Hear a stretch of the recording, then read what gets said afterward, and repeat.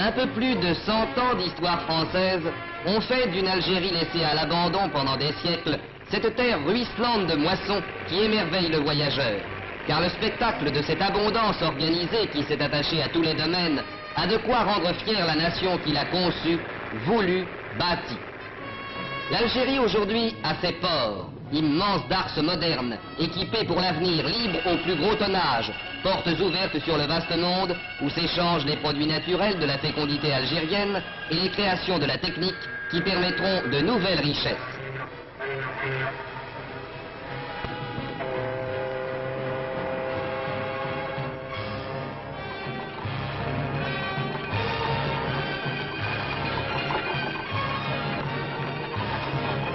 L'Algérie a maintenant son réseau de voies ferrées, où circulent les machines les plus modernes, de la diesel, dernier mot de la traction ferroviaire, à la Garat, dont les lignes profilées parlent de distance et de vitesse. L'Algérie a son réseau de routes solides, qui ont remplacé les pistes d'antan, déployées à travers plaines et collines comme un écheveau, qui facilitent les liaisons et les échanges de village à village, de ville à ville, de province à province. L'Algérie, où l'eau a toujours été un problème vital, possède son réseau de barrages. Réseau toujours en croissance, barrages à l'avant-garde du modernisme, où l'eau s'accumule pour permettre une distribution régulière et rendre à la fertilité des millions d'hectares hier désertiques. Qui reconnaîtrait l'Algérie d'autrefois dans ces espaces traversés de canaux ruisselants qui, du bassin jusqu'au domaine, jusqu'au verger, iront se ramifiant, se diversifiant par un jeu extraordinaire de canalisation de toutes sortes, porter la vie à la terre.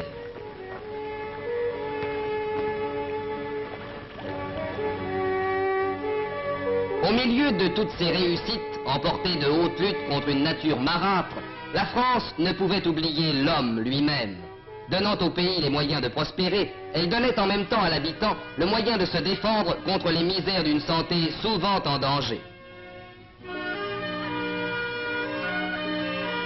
C'est à ce souci de sauver l'homme de la maladie, de le garder contre les méfaits d'une hygiène trop souvent oubliée, que l'Algérie doit la construction d'hôpitaux exemplaires comme celui de Sétif et de Sanaa modernes, tel celui de Rivet.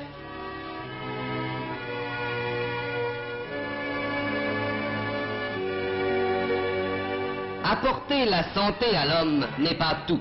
Lui donner l'instruction est d'une égale utilité. C'est dans ce sens que des écoles de tous ordres se sont ouvertes à travers l'Algérie, des lycées de la grande ville aux humbles écoles de campagne, où jeunes Français, musulmans, garçons et filles mêlent leurs études et leurs jeux.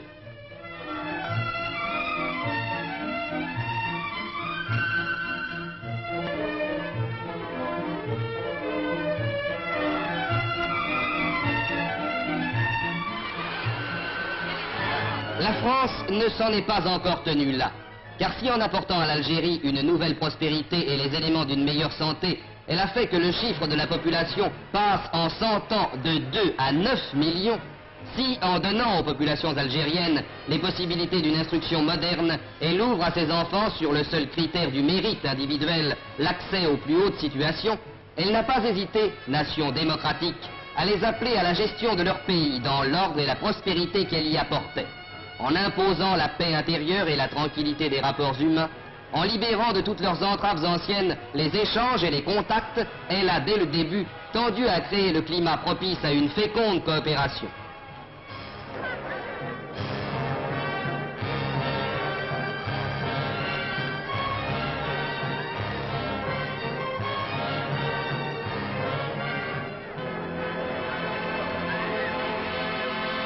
Déjà, Louis-Philippe, dès 1834, au temps où nul n'imaginait que la petite darse barbaresque d'Alger pourrait un jour devenir l'immense port d'aujourd'hui, proclamait tous les Algériens ressortissants français et créait les premières communes dont les conseils municipaux devaient comprendre un quart de musulmans. En 1863, dans les Douars, ces grandes communes rurales dont la superficie atteint parfois celle de tout un arrondissement métropolitain, un sénatus consulte organise le pouvoir des djemmas. La djemma est une assemblée de notables musulmans qui représentent ce douar. Élus par les musulmans eux-mêmes dans la forme démocratique, la djemma se réunissait alors au pied d'un marabout à l'ombre des figuiers et discutait non seulement de l'administration de la commune, mais émettait des vœux d'importance plus large, prenait sa place dans l'esprit d'une administration soucieuse de préparer l'avenir.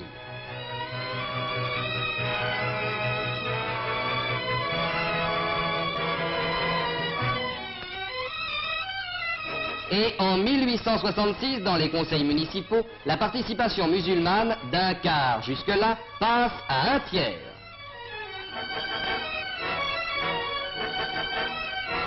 Avec la Troisième République, le pouvoir civil s'installe. Alger devient préfecture.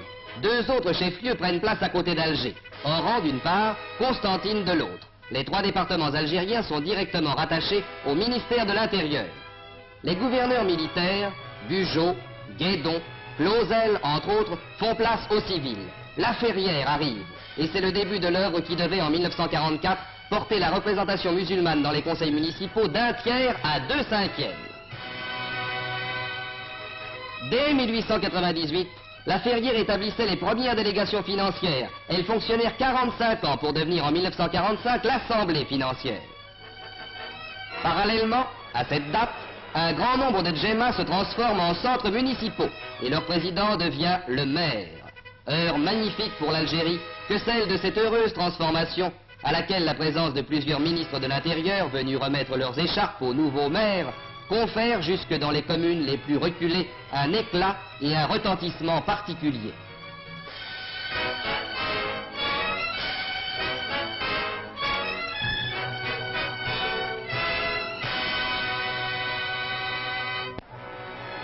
Le départ d'une nouvelle phase politique est donné. La démocratie s'installe avec plus de poids à chaque nouvelle occasion. Le collège musulman s'élargit. Ce sont tous les Français d'Algérie qui élisent des délégués à l'Assemblée consultative, puis à l'Assemblée nationale. Et il faut remarquer que la représentation algérienne à l'Assemblée nationale comporte un nombre de députés musulmans égal à celui des non-musulmans.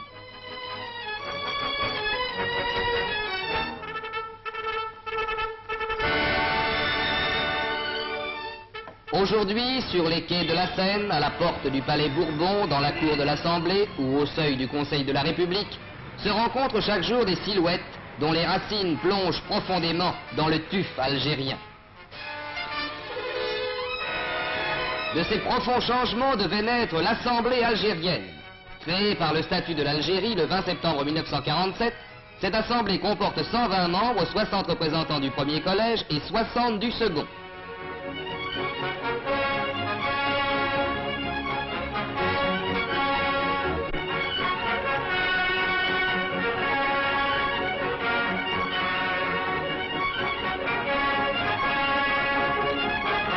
Elle siège régulièrement, remplissant le rôle magnifique qui lui est confié, sous la présidence de M. Laquière et de M. Saya Abdelkader, premier vice-président.